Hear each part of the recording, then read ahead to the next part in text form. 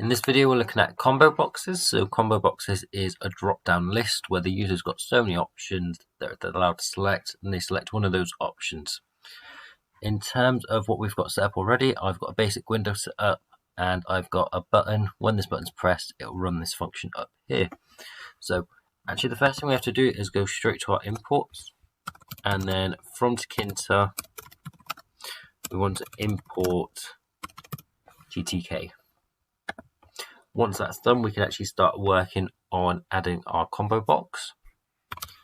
So when we do combo box, it's actually the name of the variable first as normal. So I'm just going to call it combo box, and then ttk because we're getting it from that library, and then combo box.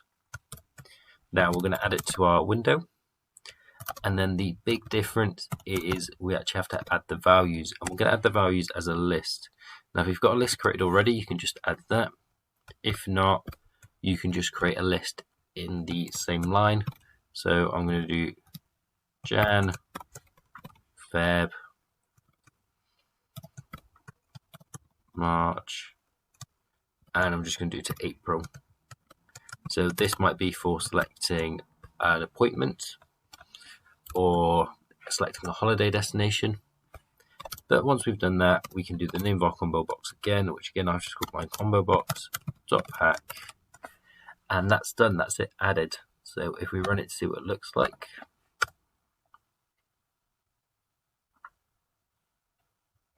here it is. We can select down and we can select one of these options here. Now we want to actually take that option and do something with it. So up here, I'm just going to do a very simple print statement. And it's the name of our combo box again. So combo box is the name of mine.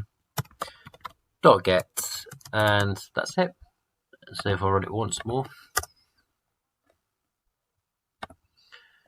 I'll get the value of Feb, submit, and Feb's there, and I can select another one as well.